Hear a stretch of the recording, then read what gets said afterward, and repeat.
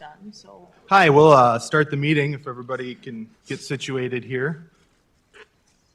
Give everybody a second, and just a reminder that we do have the portable mics here, so you got to click green to talk, red to mute. I'm Rocky Schneider, I'm Chair of the Planning Commission, and want to welcome everybody today. This is a long time coming. The growth plan has been worked on for several years, and I think we've all seen updates. And so this is a draft growth plan, and it's our opportunity to make comments on the draft, not just us, but the public as well. So I encourage everybody out there to pull up the document online. It's really easy to find. If you just Google Fargo growth plan, it'll come right up right away. Take a look at it. It's not that long of a document to read through, and it's very infographic friendly, so you can pick and choose what you want to comment on. But otherwise, I just want to appreciate all the work staff's done on this to get us to this point, staff and consultants. I think you've kept us up to date, and I'm proud of this plan. And so I want to turn it over to Nicole in a minute to do some presentation, but I think first we'll do a round of introductions. So we'll go to my left here. Tim Mahoney, Mayor. Michelle Turnberg, I'm the new commissioner. Dave Popcorn, Fargo City Commission. John Gunkelman, Planning Commissioner for another couple days. Joseph Cecil, Planning Zoning Commissioner, ETJ. Tommy Schmidt, Fargo Planning Commission. Arlette Preston for Fargo City Commission for a few more days also. Jennifer Holtz, Fargo Planning Commission. Mark Williams, City of Fargo Planning Department. Kim Satrowski, Fargo Planning Department. Nicole Crutchfield, Planning Department. Brenda Derrig, Assistant City Administrator. Miranda Tassa, Fargo Planning, Vice Chair. Art Rosenberg, Fargo Planning. Denise Kolpak, City Commission. Thank you, and we do have a number of other staff in the audience as well. So if anybody wants to introduce themselves, otherwise they're prepared for questions, I'm sure, too, during discussion. Just remind everybody that while we're eating, it's helpful to mute the mics, just because we have online presence as well. Otherwise, I'll turn it over to Nicole. Thanks, Rocky. And yes, you're correct. It's a long time coming. We're excited to be here today. For today, we also have, maybe just a shout out for the staff here. We have engineering and the utilities staff, as well as transportation engineer. I think that's Thunder. And then several planning staff over here as well. So if the conversation gets more specific and we need to pull them in, they have access to microphones. We really excited to get to this stage. Kim Satrowski has been the project manager on this project, and the three of us, Mark, myself, and Kim, and then all the staff, and basically all the city departments have been part of the technical advisory of this plan.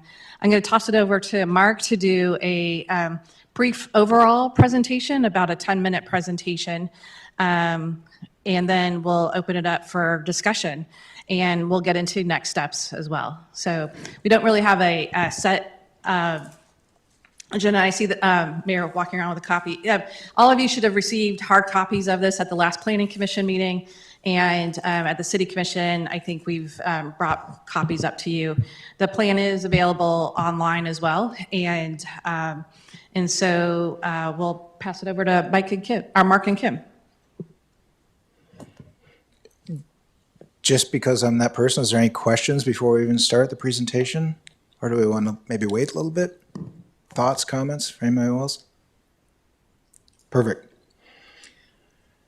So today, our goal is going to be to go over the project history of this, and then the draft of the proposed growth plan, what the next steps are going to be.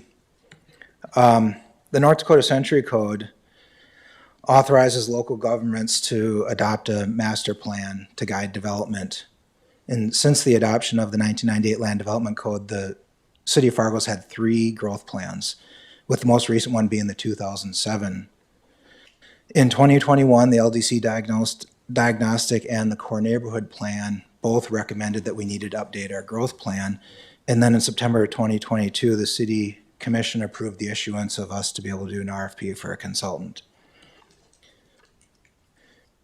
CZB, and many of you remember all this, CZB was chosen to lead the growth plan based on their proposed process and the team selection that they had.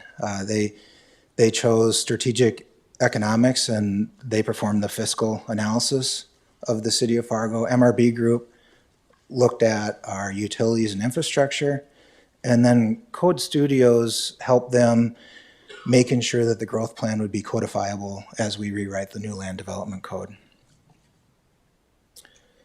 The process outlined 3 phases, and they were the Fargo's growth history, the intentions for future growth, and then the framework for practical growth management. In addition, the proposal called for a robust engagement process, which included the identification of stakeholders and the creation of an advisory and technical committee, I believe which many of you are on. In addition, the outreach was achieved through several methods that included the kitchen table conversations, stakeholder interviews, presentations, open houses, and the online surveys.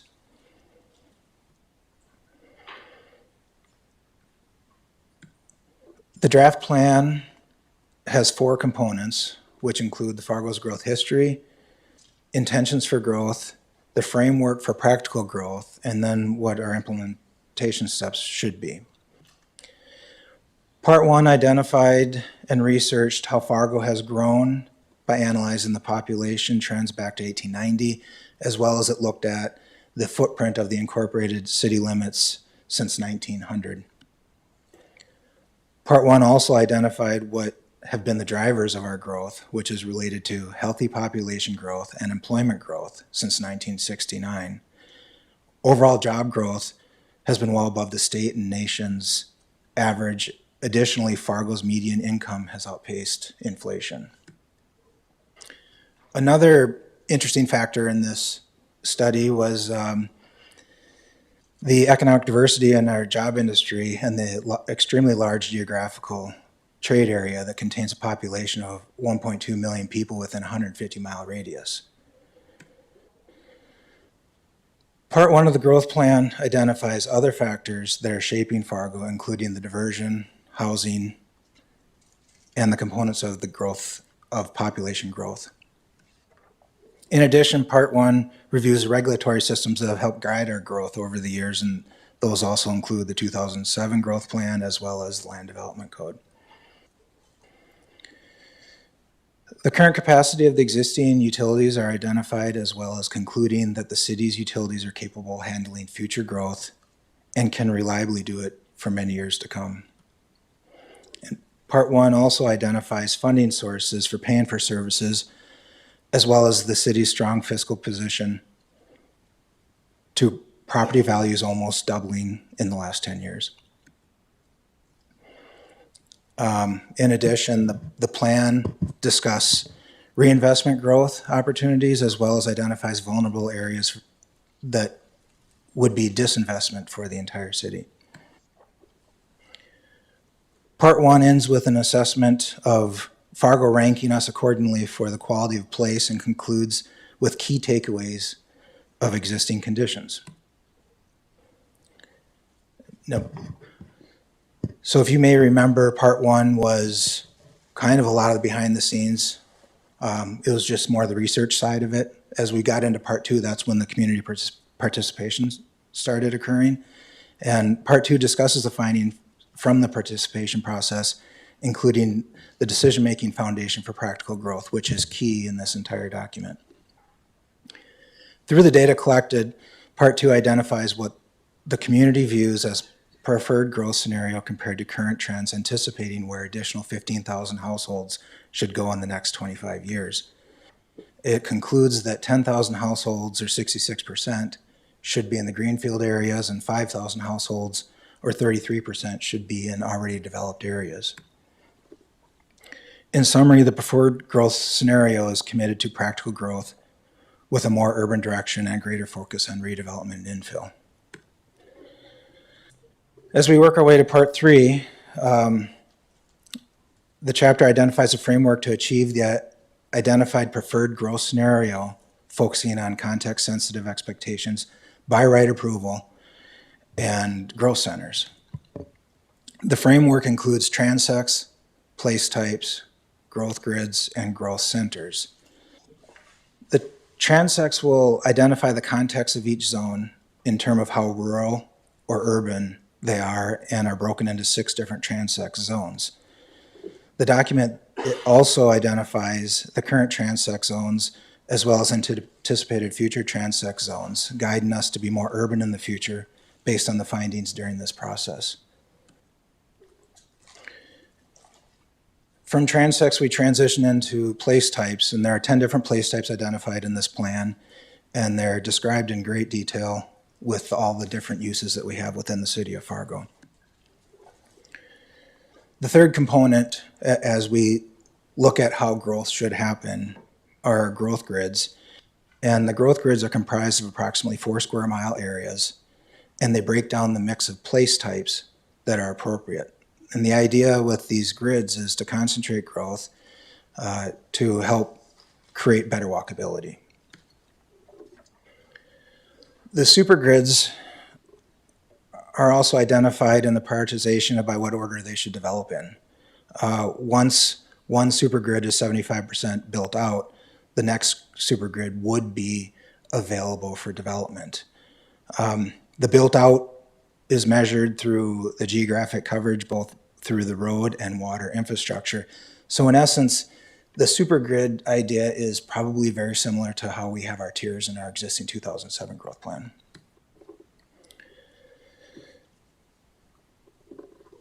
The framework identifies 3 different types of growth centers, and they are neighborhood centers, community centers, and neighborhood centers. The growth centers are utilized to focus denser development, creating practical growth. The regional centers are intended to be dense commercial or job centers, and the community centers are intended to be dense mixed place type centers, which would be the dense mixed use type centers. And the neighborhood centers are intended to focus greater walkability with pedestrian orientation on commercial accents. The document has a growth center map and outlines a process for by right approvals accommodating preferred growth if all the models are met. And lastly, in part 3, it discusses optimal growth and identifies on what incentives should be applied to projects that do meet optimal growth. Concluding, part 4 contains steps for successful implementation of the document. I know we've worked hard on all the documents that we get approved to be able to figure out how we're going to implement them and what the time frame is. Some of those include a new land development code modifying our incentive policy to complement optimal growth and enhancing coordination of public infrastructure and facilities. And part 4 concludes with action steps needed to successfully implement the process of the growth plan, which is a span of about a 10-12 year period. That kind of wraps it up. We're at the point now where we're receiving comments until June 21st. Once we get all our comments, we're going to try integrating them as well as we can into the existing growth plan and really have a goal of doing a presentation in the middle of July to all the stakeholders that are involved in this in trying to get this documentation prepared to be able to be adopted. So that being said, I think Kim and I might sit down and we can maybe facilitate a bunch of answers to questions I'm anticipating everyone might have. Thank you, Mark. Thank you, Kim. We'll open up for questions. I guess I just wanted to point out, I think the biggest thing to me about this is not planning department's plan. You know, a lot of times we have different departments have their own plans within this is really the city's plan, and it's got utilities and engineering and everything that goes into this as well. So it's really neat to see, and almost wish the other directors were around the table as well, so it's not just planning. But, you know, I think that shows that the coordination that went into this was really great. I do think one of the things that stood out to me about this plan is that we need to do the LDC. But in addition to that, it's really come apparent to me locally, more so in the last couple of years, but we're different than Minnesota, where the park department is part of their city and the parks is separate here. One of the things called out in this plan is that there's not a direct funding mechanism for those public amenities. I'd argue there kind of is. It's just not through the city. It's through the parks. And so, I mean, I really wish parks could be here as well. I know one of the suggestions I have as a planning commissioner was we get MetroCog appointments.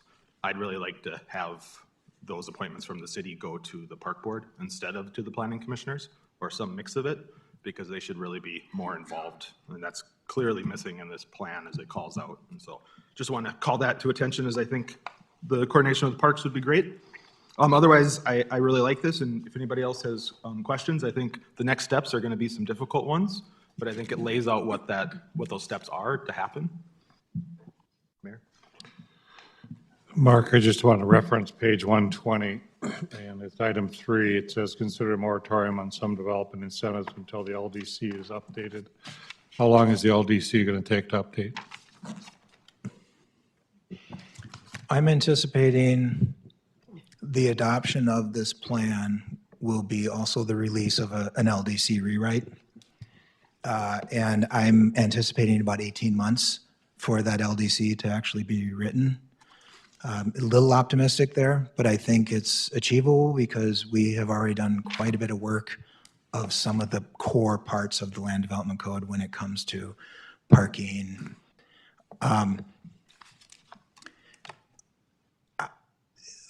I think,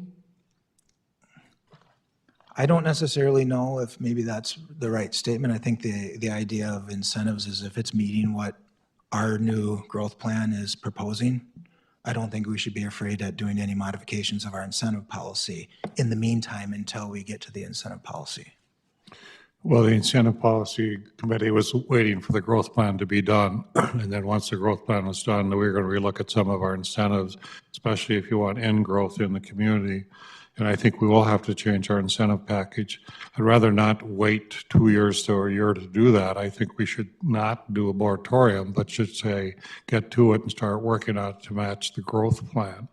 LDC can come along after that, but sometimes we wait for things to happen, not knowing the length of time that'll happen. We're a little confused about, do you incentivize parking ramps or structures? Because some developers are coming to us now and say, if you build a parking structure, we'll have less surface parking, more density, more apartments. And one of our apartment buildings has 92% density, or 92 people per density, basically parking on the first floor, parking in the lot. But they took away the parking in the lot because they had parking underneath the building, so that helped to decrease the amount of surface parking area. And for our group, it's a little bit confusing because we're not really excited about incentivizing parking ramps, but it does increase density, so we're going to have to wrestle that one down. Second item I think is happening in the community is we have too much office space. So what happens if somebody comes to us and says, hey, we want to take the office space and convert it to apartments, or do something like that, or convert an area?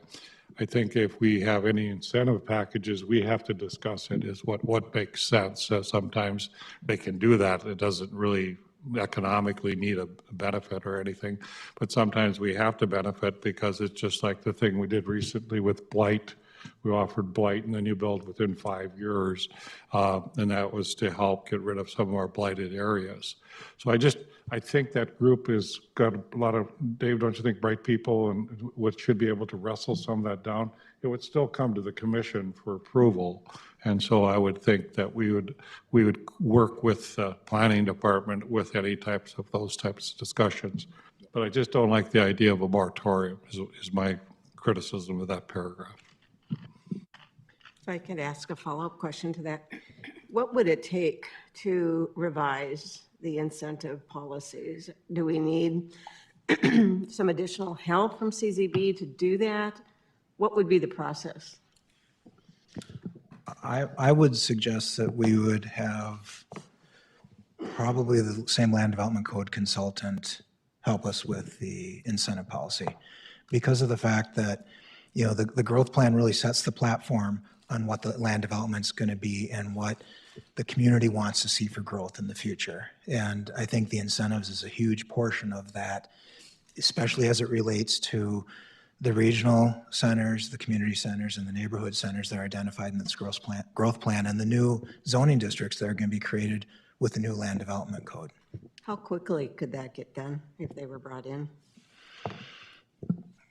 That's a good question. I think we would have to have some initial meetings just to kind of make sure everyone is sort of agreeing with what the growth plan is agreeing, or pretty much telling us what we should incentivize and shouldn't incentivize. And maybe to answer your question, this document says that the regional centers we should be incentivizing them as much as we possibly can. And then from there, we step back on what the incentivizations are. In my opinion, I would say anytime we give an approval to a site plan, that's technically an incentive, and it's just a matter of how we control and regulate those to help good growth in the future. And maybe another comment to your office comment is we already have, I think last year, maybe the year before, we've already converted the main floor of an office building into residential, and that's also identified in our housing study. So it really gives us good direction when a developer comes in and says, this is half vacant, what can I do? And then planning has the documents to actually say, all right, what about apartments? What do you want to do there? Let's get permission. And unfortunately, right now, there's no zoning district that allows that mixed use by right, and that's going to be something that's going to need to be done in the LDC. Go ahead. So just a couple of things real quick. First of all, this is the first time, this is a great thing, but we used to not have a defined border. And now with the diversion, this is very important because it's the first time for us for doing this. And it takes on a whole new importance when we have an unlimited boundary, things are a lot more flexible, and we've lost a lot of flexibility. And so I think that makes this very important. The other thing, I had a question for Nicole. One of the concepts was to have like bands and like the downtown, to have the priority to be that filled up first before we would use incentives. I don't know if that's part of this, or is that, do you remember that discussion that, once we have so much space to use it within the downtown first before we start growing outwards. Does that make sense? And maybe, can you talk a little bit about that? Yeah, I think when, maybe if I understand you right, Commissioner, I think it's balancing, kind of our Renaissance zone policies and downtown and focus goals with our core neighborhood plan goals and with these goals. And so that's one of the things we're doing with our consultant as we look at priorities, right? If we try to do everything at once, we end up diluting ourselves and maybe not getting that capturing that momentum we're trying to gather. So I would say as, the discussion of incentive policy and amending that and incorporating more land use related elements as part of that is very exciting to us. And so I think that transect discussion I think it would depend on where that place location would be, and so, and I don't know if you've got the mouse to go back to the transect map. One more. That one. So if you see the map on the left here with the blue and the yellow, those would be kind of those T4, T5 is where we would want to maybe think about how do we incent that density or that location of maybe uses that we wouldn't get otherwise without an incentive. Can I just add one thing, Mr. Chair? So the interesting thing to me is the concept of our downtown as a regional center. That's the first time I've seen that. So that's very interesting to me. The other thing is, if you look at the other growth center, it's Horace. And so I do think we need to, and obviously I know with MetroCog, we're trying to work with them, but whatever we can do to include them, because the other thing is they're a small town and they don't have the staff that we do.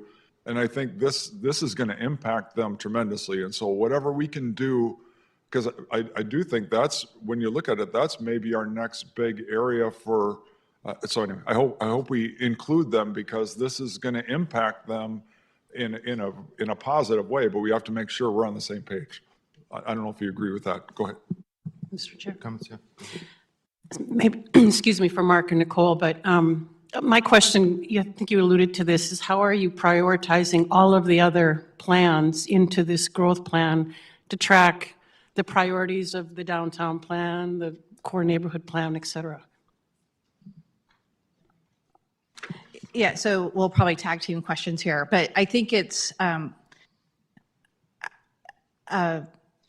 constant, right? So I think, there's a reason we have 16 staff members and asking for another, so I'll just put that out there. But, is that constant monitoring. So I think it's really important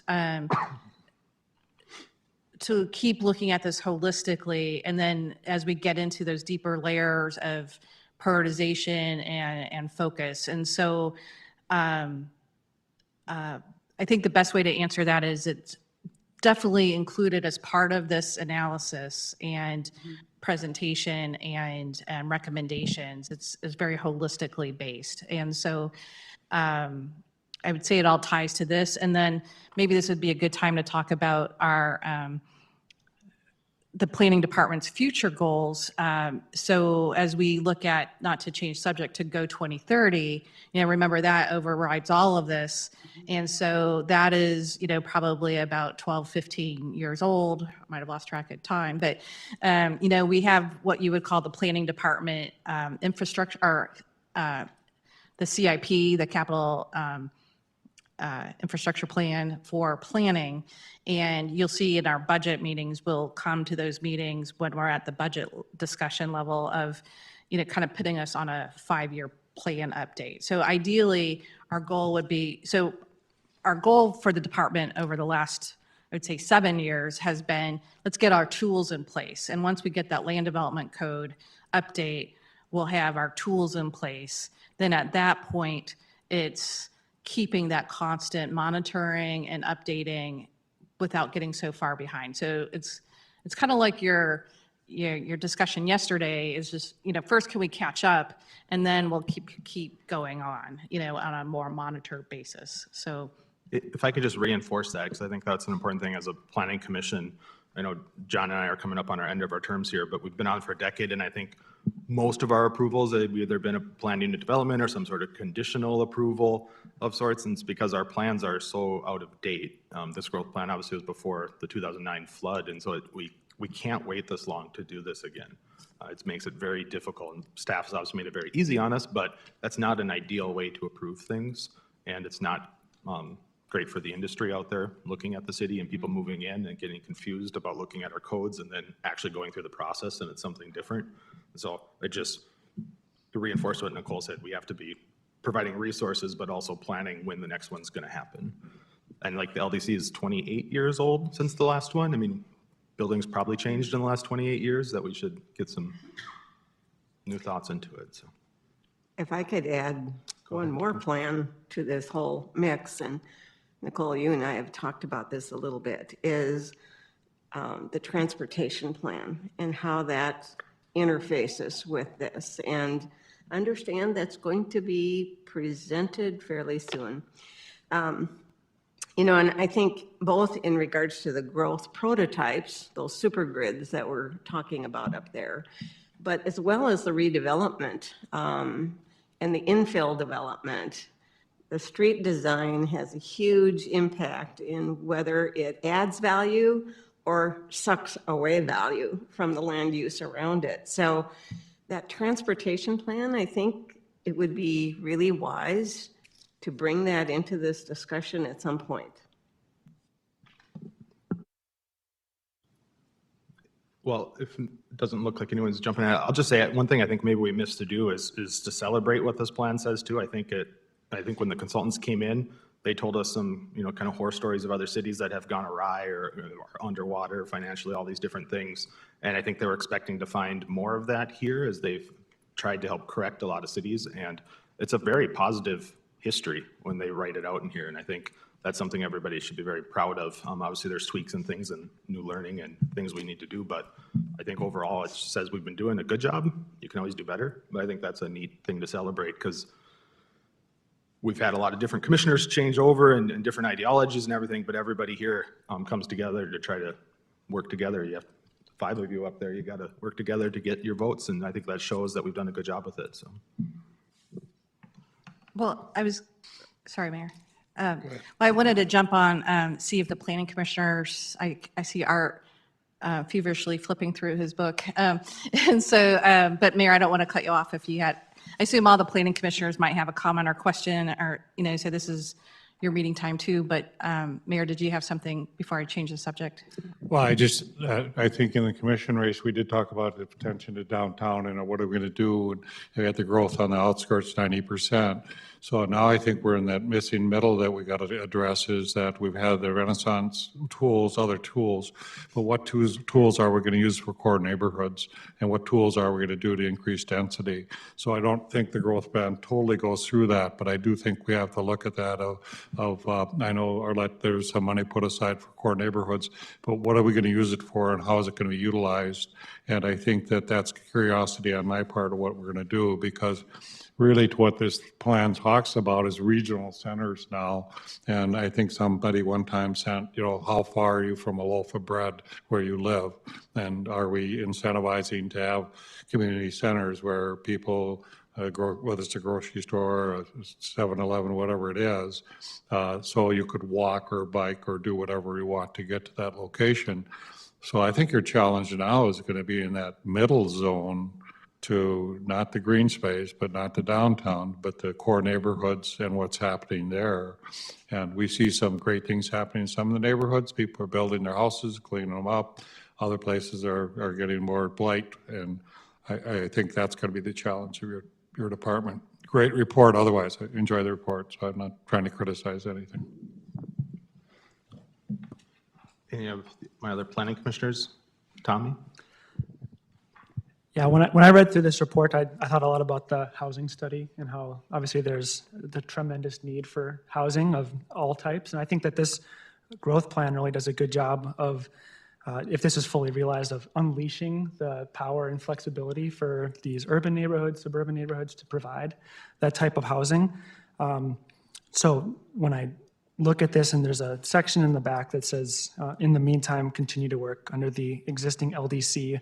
So if that's an 18-month, 2-year process, then I guess that's kind of us pumping the brakes on trying to fully unleash these existing zoning districts for maybe becoming what they could be in the growth plan.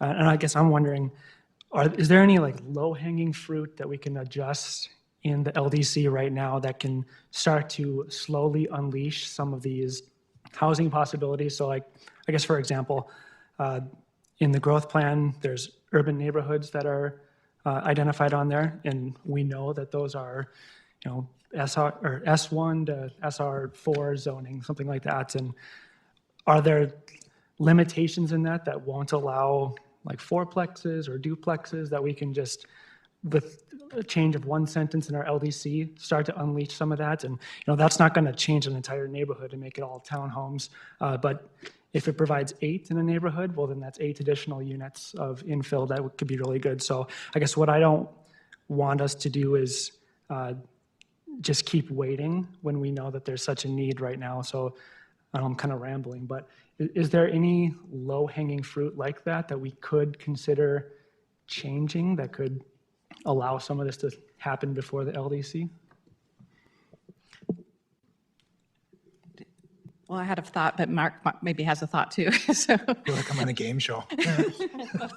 so I think my initial thought would be, if we can get through August, through the adoption and the release of the RFP for the land development code. So our goal would be for the planning commission that we have a draft RFP for that land development code for you to consider in August as well. And maybe even in July when CZB's here, we have another work session, even talk about it then.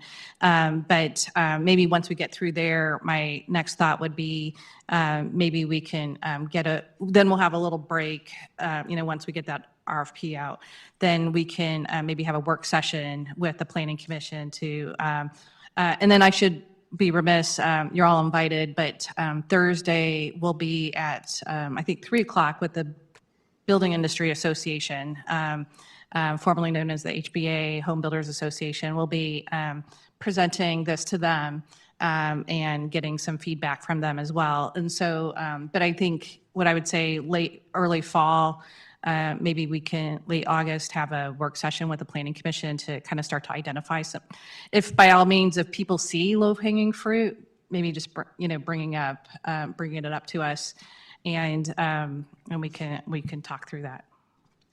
Like the parking requirements, I think, is something we've waived whenever been asked, and so that seems like a low-hanging fruit. And then my test to the planning commission and to the city commission, show me the majority votes, because I don't know if we've got it. So that would be trying to understand where we put our time and what can get through without, where, not to be negative here, it's just, there's a lot of various opinions, and that's where, work session would be good to kind of flesh out those opinions. Yeah. I would suggest we comprehensively try creating the land development code before chipping away at making text amendments at it, just because it can put the document in a very shaky position for someone else maybe hijacking it to do something that might not be beneficial for the city. But to answer your question, I recently looked at some of the data, and over 50% of the multifamily dwelling structures that we permitted in the last couple of years were more than 24 units per acre. And when I look at that number, that tells me that somehow there is special approval outside the land development code to get that. So that means staff has somehow processed an application to get approval at planning commission and city commission to get that density. So I think we're already doing a lot of that right now, and this document has identified that we are building denser. But in addition to Rocky's comment, I believe our parking issues would be the lowest hanging fruit. I believe our land development code's definitely overparked, and then that MetroCog study really gives a good outline that gives us an opportunity to study that a little bit more in depth to see if these are the numbers that we want to do, ratios of uses. Art, I know you love parking studies and traffic I studies. love parking. Parking's my favorite. Since I think every meeting I've been at, we've done some variance for some parking. We've never had it not fixed. I guess, well, I get to pour water on this a little bit. I think we missed, when I'm looking at these regional centers, we missed the south, where that Lake Fargo is and that whole area. I think we've missed that opportunity, because I can tell you from my experience, most of that land in that whole neighborhood where the Sanford Center is, all of that stuff, developers own that land right now, and stuff's going to happen. And I think we need to focus on that area, and that is a regional center, as much as Woodhaven is for Microsoft or the medical center. And I think that is one of the most important pieces in Fargo right now that we need to focus on, because they're going to build it whether we're ready or not, because it's happening. I mean, the infrastructure's there, the buildings are there, and that is going to be on fire for the next 5 years. And so if we wait for LDC and we wait for this and we don't talk about it as a regional center and focus on it, we're going to miss it, and it's going to get done the way it gets done. And then we're going to be trying to backfill again. And I think that's one of the things that was a little bit frustrating with that part of it, was that, and the other part is we want to move from our current trends, we want to move 2,000 homes out of Greenfield into our core neighborhood. I don't know how we're going to pay for that. I mean, that's a huge amount of housing that needs to be taken down and rebuilt. There's no green space downtown. There's no green space in this area. We're adding 2,000 homes that need to take a house or a household that's dilapidated and rebuild it. And so I know the housing study talked about it, but I thought they lacked a lot of the financial mechanisms. I think the financial mechanisms were laydowns, easy things that everybody knows. And they told us when we started this, because I started with that problem, that I think the main problem is you have to figure out financial mechanisms to make this work. And they promised us that that was going to come. This is weak, in my opinion. I think they just, I don't even know if it's legal. I don't even know if you can charge a utility fee to homeowners in the state of North Dakota. I question if it's even legal to do that with the way we have our system set up. I know we can't charge income tax. I mean, there's certain things we can't do as a city that are restrictive. So, I mean, I think the plan overall is great. I think we're stretching, and maybe that's a good thing, at 66% green and 33% development. I don't quite know what that means as a planning commissioner, whether I'm gonna not approve things or look at things differently. But am I gonna stall growth because it's hard to do the infill? And I'm saying we don't do it, but it's hard. That stuff is hard. Because imagine what happens. There's a house there. It's going to sell for $250,000. You gotta tear it down. That's a $300,000 cost. Well, that lot now is worth $300,000, and you haven't built anything on it. So then you gotta put something on it. So even if you took 5 or 6 houses out and started to build apartments or build condos or townhomes on there, how do you recoup that money back? There's millions of dollars that need to be incentivized somehow to be able to do that, because it's just hard. And then all of a sudden you got $300,000 in this house. Well, how do I sell a $250,000 house then? Unless it was free, unless somebody gave me the $300,000 to do that, I can't build the house and sell it. Now I have a $550,000 house to sell. I don't know who's gonna buy that downtown. And that's the frustrating part about all the housing studies, everything else. It becomes this game of, where do we take these numbers? And some of it is dilapidated bad enough where you can eminent domain or take it over or just get it back for taxes, and you can do that stuff. But those are one at a time, and they're not, and it's like, and then the other problem is, generally that house has 2 or 3 houses around it that probably aren't up to code or aren't perfect. Was somebody gonna wanna build a $500,000 house next to that? I don't know. I don't know if I could sell it as a building developer or as a developer. How do I sell that? And so I think that it's fine, but I think 66% is a stretch. I think we're gonna be closer to where we were at 75, maybe we could shoot for 70. But I think when we start setting these expectations, what are we gonna do? We're gonna start saying no and pushing back with developers that are trying to do stuff, that have the financial capacity, have the ability to build, and show the demand. Obviously, because they got bank finance, they have all these things. And we're gonna start trying to go, no, you need to go in our core neighborhoods. If I could add to that discussion a little bit. Yeah, I agree. The incentives, regulatory oversight, everything has to change, has to move towards infill. And whether 33% is actually going to get us financially to where we need to be sustainable in the future, I don't know. It doesn't, one of the questions that was not answered by this study was, will 33% get us to a high enough value per acre to sustain the city as we grow out to the diversion? I don't know. It wasn't answered. And probably because those analytic tools just aren't available. I don't know that the city even has the data to be able to do that yet. That's why the long-range planning issue becomes so terrifically important, that we begin to quantify that better. However, one of the things I would add to this, and a lot of the cities have, and the country have done this, and that is do an inventory of vacant lots. And they have been completely surprised by how many vacant lots are out there. And we don't recognize that. We don't see them. We see them in isolation. And in fact, there's probably more out there than we realize. So that infill development would probably be stimulated and encouraged, supported by some kind of inventory, along with, just like on the industrial side, along with doing kind of a in-depth analysis. What would it take to actually develop that lot? Would it take taking down a few surrounding homes, or is it an owner that's not willing or able or hasn't thought of actually selling that lot? So doing a little more investigation so that the property is a little bit more available and accessible to developers and builders. So that's one thing that could be done perhaps to start to address that.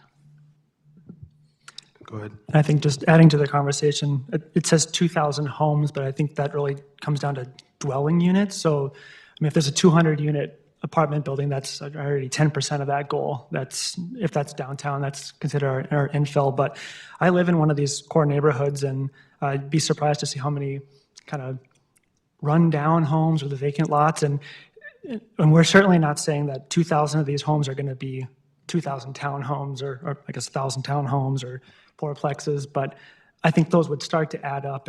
If there was some sort of incentive to get those vacant lots or rundown homes, I mean, that could certainly make a really big difference. But I think what the growth plan's saying is that we're not trying to place limitations for developers that they'd have to go through a special process to permit this. It's just we're unleashing them, giving them, hey, these are the types that you can build here, and if it makes sense to you, it makes sense, but we'll let the market decide that.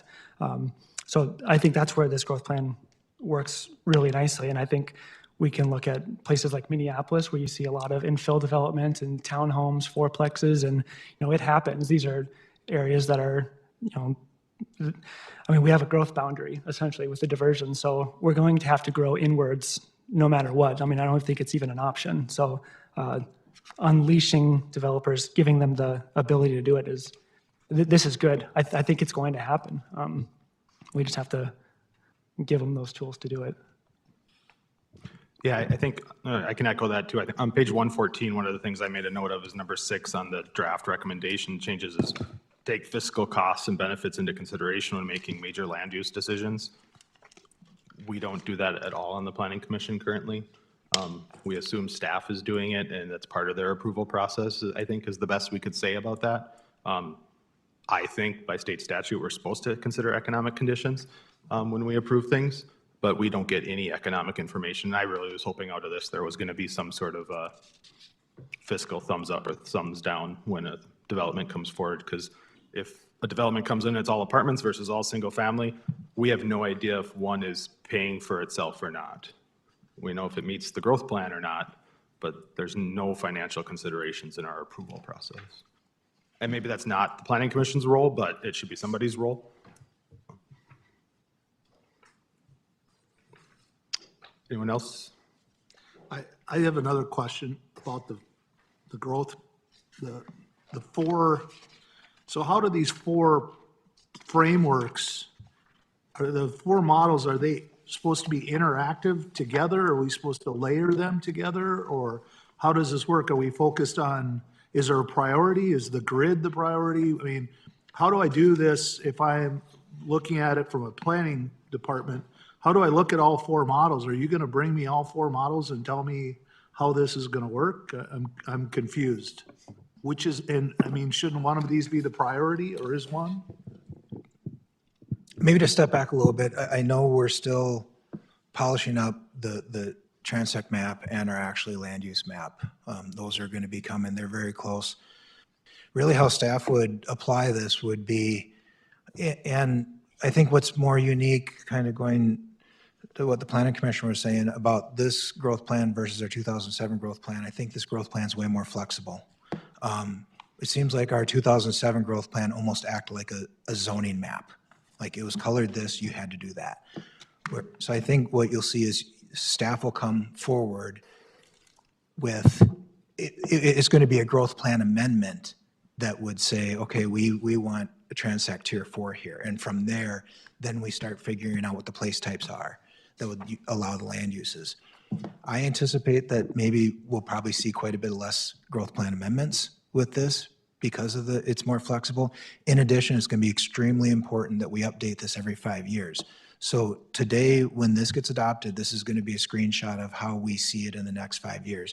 And in 5 years from now, we can analyze our numbers as far as where the housing has grown in the existing areas and the green fields, and we can adjust accordingly. And at that time, based on a new interstate intersection or something on that order, we can identify a new transect that would be contributing to the more dense development within the city. Yeah, and maybe to answer Commissioner Rosenberg's question too, is we would use these collectively. So I think maybe our work session in July, and we'll get that date coordinated with you after this meeting. But I think we can walk through, and also maybe this is an opportunity to give you an open invitation, if anybody wants to meet with us one-on-one, or if you know of a small group or have questions about this, we're more than glad, or anybody watching this, more than glad to sit down and talk this through with you. But we would kind of overlay these together. And so if someone were to walk in and want to know, can I build this apartment building here? First, it's going to be, so pretend we have an updated land development code, first of all. So we have an updated land development code. So question one is, can I build this apartment here? Then we would look to see which transect it's in. And more than likely, they can build the apartment there, but it's more about how big it can be, or the context of what they want to build there. Is it a 24-plex? Is it a 4-plex? Is it a 32-plex? And so, and what's surrounding. So we would look at that development pattern as step one. And then step two is that we're going to be looking at the what we would normally call a land use map. Instead, it's going to be called a place type map. And so that would be, is it yellow, meaning it's a suburban neighborhood, or it's orange, meaning it's an urban neighborhood, or is it, mixed use neighborhood? We're going to kind of first then figure out the place type. Then we're going to say, look at the growth grid. Is that on 76th Avenue where we don't have any utilities, or is that on 32nd Avenue where it's like ready to go? And then lastly, it'd be that growth center and its relationship to, most likely, I think what we're going to see that growth center aligned to is, and this is my opinion so far, is probably related to incentives.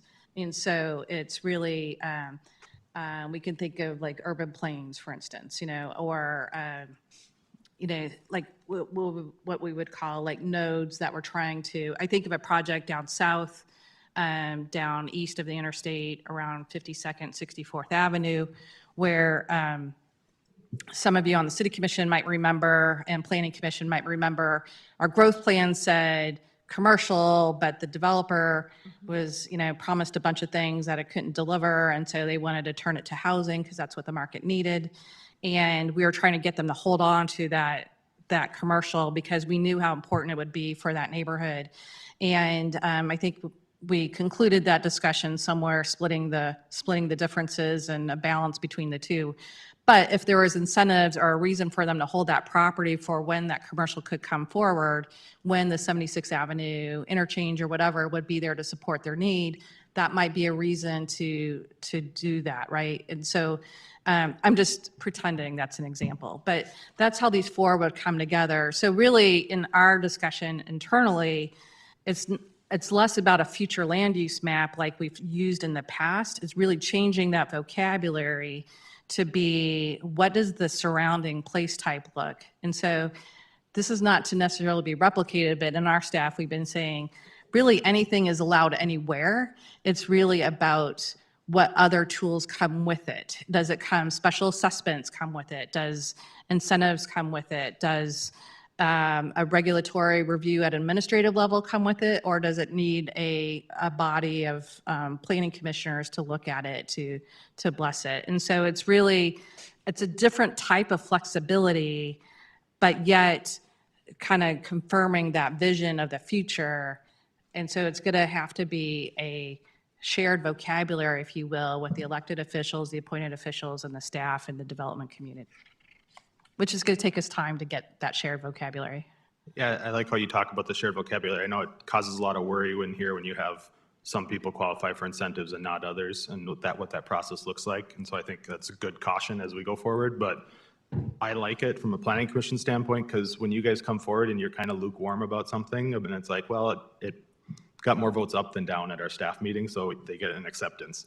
And others you're really excited about. When it comes to us in the planning commission, you just say accept or deny. We don't know what rating it gets in the middle, right? And so to have the acceptable development and the optimal development is kind of nice to have some sort of judge on that, because I think otherwise we don't get that sort of feedback, and it's helpful sometimes.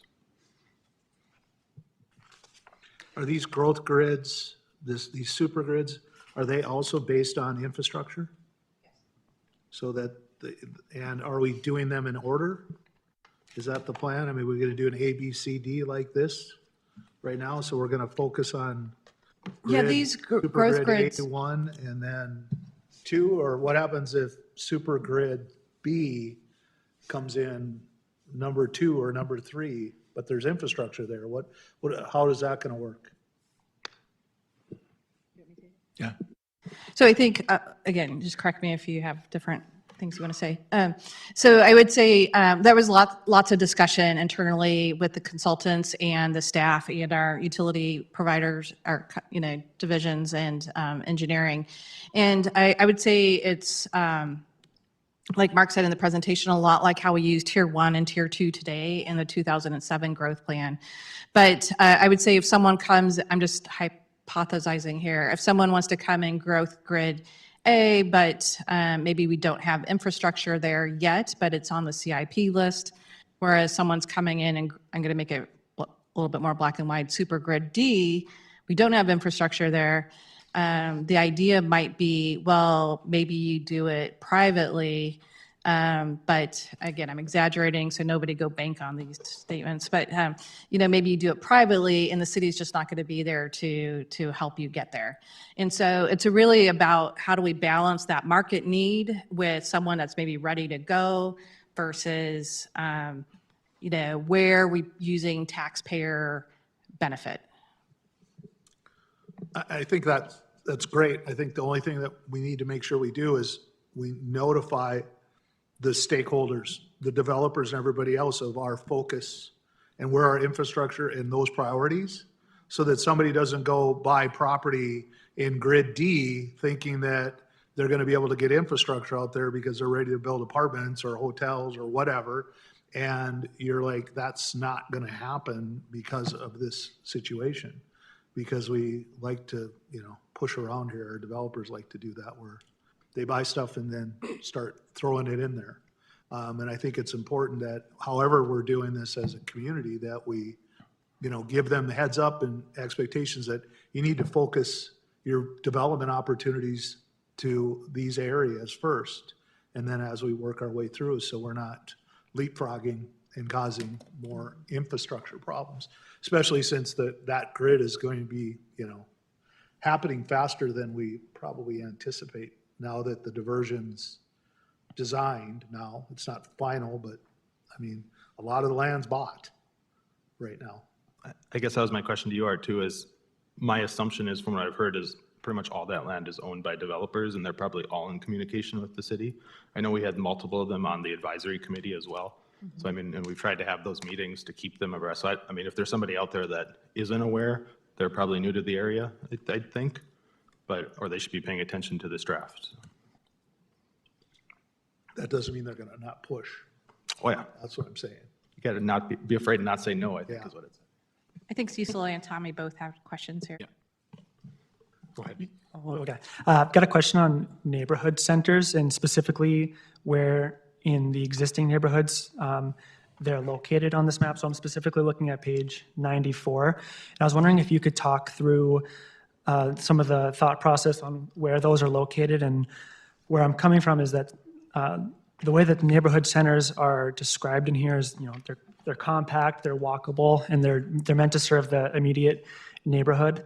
But some of these locations are extremely hostile to pedestrians. So maybe like specifically N5, so that's 45th Street, 13th Avenue, is probably the worst intersection in Fargo for a pedestrian to have to walk across. And I don't know if the neighborhood center classification is appropriate there, or maybe is the intent that classifying that as a neighborhood center would redevelop that area to be more of a neighborhood center. So maybe two questions. Is that the intent of some of these? And then two, what's the thought process on choosing some of those locations? Mark or Kim, do you want to carry that? I guess I would just like to say that it says potential location. So it's really indicating the framework of how many neighborhood centers we would have. And as we move forward into the next steps, that's where we're really going to start to dial in and finding the right place. I think these locations are what the consultant team had provided. And I think their purpose of a center will be off of a corridor. So kind of facilitating, this potential location could facilitate the kind of grid area of that areas. So we know that some of the existing areas might not meet now, but it's just indicating the potential of something to be there in the future. Okay. And I would also add to that, a lot of these are existing areas and we need to create the documentation for change. So when there is redevelopment there, we have something that guides us, that helps us identify how the street structure needs to be built, as well as what the new land uses might be there if there is some sort of transition in uses. And then maybe, this is really detailed, but one area that I think is missing on here for a potential neighborhood center would be the Madison neighborhood. I know in the core neighborhoods plan, there's a neighborhood mixed use section designated there. So looks like maybe that might just be missing on here. I'd like to see. And we are still working on the maps. Okay, thank you. It's a lot of information going on sure. with the maps. Commissioner Cecil? Yep, I just had a couple of questions about, of course, I'm in the northern ETJ, the 1, 2, 3, 4. They don't have a super grid like map. Do you guys have ideas, or is the goal to create some sort of like service in communities like the super grids? Or, not currently any plans at this time? I guess I see on the map that there's T2 and T3. The T2 has a restriction of 10 acres for somebody to build a home. And looking around Fargo, a 10-acre parcel is basically non-existent. I think the most recent one is like Argusville, and it is $750,000. So having a T2 area that far in the ETJ is going to discourage growth for single-family homes, because I think a 10-acre parcel is nearly impossible for a lot of people to try and get to. So I guess my question is, looking at that area, what are your guys' plans for that? And does the T2 10-acre parcel, that's a hard and fast rule, or do you guys look at each property individually? North Fargo's got a lot of challenges for the city when it comes to development, and flooding's one of them. I think one of the big things is the diversion needs to be operational and in place, and then we need to be able to figure out what land is really developable outside the floodplains, which creates the challenge. The growth plan also identifies that we probably need to do a little more research in the north side as far as what makes sense when we're extending utilities and what makes sense where we're not extending utilities. And really what I feel my plan is the next 5 years is to do that study on the north side to figure out, okay, where are we going and how are we going and why are we going? The diversion's completed, then we update the new growth plan with some new recommendations on the existing information on how we've grown since today's meeting and where do we want to grow in the future. So I anticipate there's going to be probably change up there, but it's going to be in the 5-year modification of the growth plan. Sure, and I totally understand that.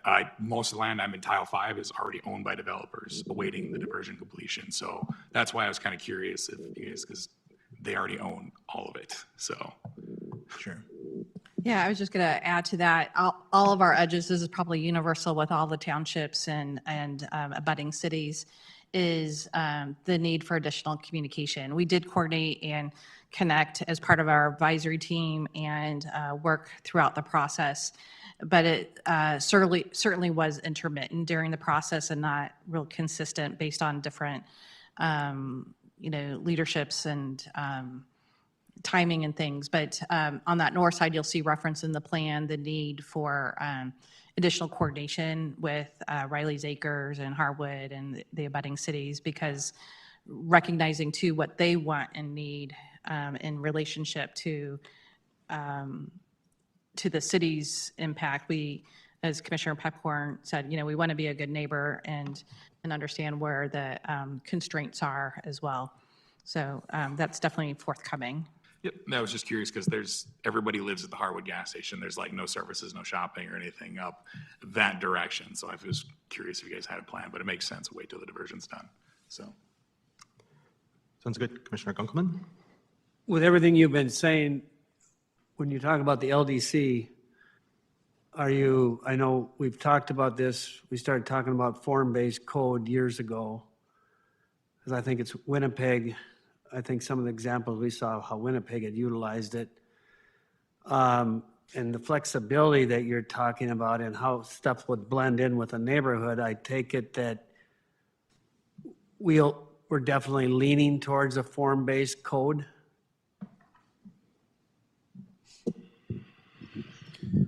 I would say the new land development code is going to be a combination of the existing Euclidean and a form-based code. I would also say that our UMU University Mixed Use Zoning District and the Downtown Mixed Use are already somewhat of a form-based zoning district. In addition, quite a bit of the overlays that we approved down in the newer corridors have components of that form base as far as you can build, but this is how you have to build. Okay.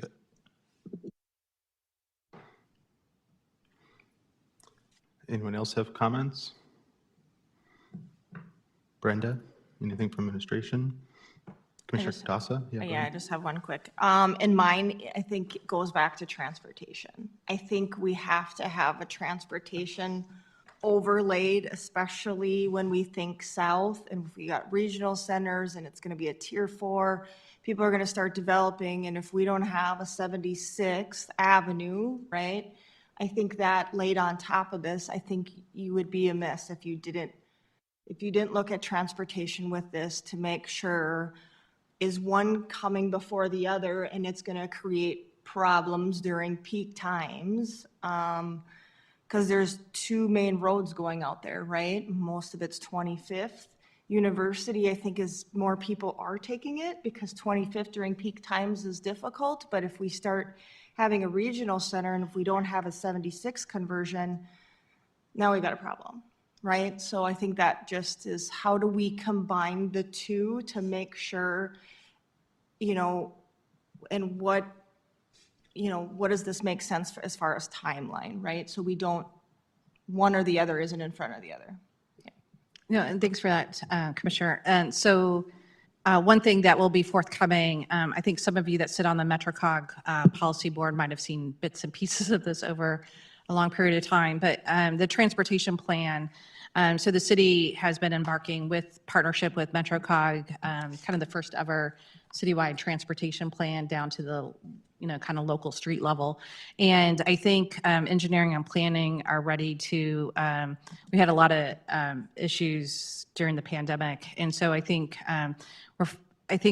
either the next city commission or the one thereafter, we should be able to do a brief update at that meeting. And then at maybe on the planning commission meeting that we have forthcoming in July, we can do a brief update there. I think you'll be, I don't want to make any promises, but I think you'll be kind of pleasantly surprised how the transportation plan works in terms of nomenclature and road types, and how that is also built into recognized